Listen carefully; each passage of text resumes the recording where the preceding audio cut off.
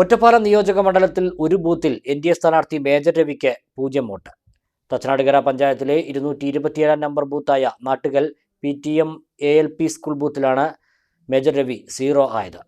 ഒറ്റപ്പാലം മണ്ഡലത്തിൽ നിലമെച്ചപ്പെടുത്തിയപ്പോഴും NDAക്ക് നാണക്കേടായിരിക്കുകയാണ് 0 വോട്ട് വിവാദം. തച്ചനാട്ടുകര പഞ്ചായത്തിലെ 227 നമ്പർ ബൂത്തായ നാട്ടുകൽ PTM ALP സ്കൂൾ ബൂത്തിലാണ് NDA സ്ഥാനാർത്ഥി മേജർ രവിക്ക് 0 വോട്ടായത്. ഇവിടെ LDFനും UDFനും പുറമെ അപരനും BSP സ്ഥാനാർത്ഥിക്കും മറ്റൊരു സ്വതന്ത്രന് പോലും വോട്ട് ലഭിച്ചിട്ടുണ്ട്.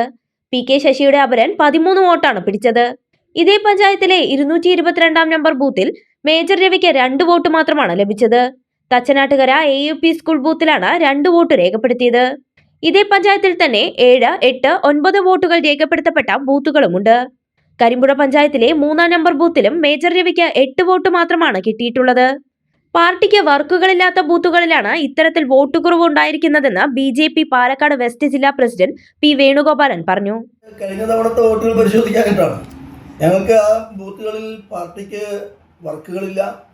ഞാൻ നേരത്തെ സൂചിപ്പിച്ച പോലെ ഹിന്ദു ഭൂരിപക്ഷ പ്രദേശങ്ങളല്ല, വൻ മുസ്ലിം ഭൂരിപക്ഷ പ്രദേശങ്ങളിലാണ് BJPക്ക് വോട്ട് ഇല്ലായ്മ അല്ലെങ്കിൽ വളരെ നെഗറ്റീവായിട്ട് വന്നിട്ടുള്ളത് നമുക്ക് കാണാൻ കഴിയും.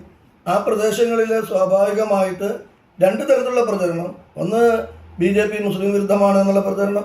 2, BJP ജയിക്കില്ല എന്നുള്ള പ്രചരണം. 3, PK ശശിയോടും ഉള്ള താല്പര്യത്തിലുള്ള കുറച്ച് ആളുകൾ. എനിക്ക് തോന്നുന്നു കരിമ്പുഴയിലും അതേപോലെ ഈ മണ്ഡലത്തിൽ PK ശശി, ഞാൻ നേരത്തെ പറഞ്ഞു ഈ മണ്ഡലത്തിൽ ഒരു ഫാക്ടർ അല്ല PK ശശി എന്ന് തെരഞ്ഞെടുപ്പിന് മുന്നേ പറഞ്ഞിരുന്നു. അത് അല്പമെങ്കിലും അദ്ദേഹത്തിന് സ്വാധീനം കിട്ടിയത് കരിമ്പുഴയിലും തച്ചനാട്ടുകര പഞ്ചായത്തിലുമാണ്.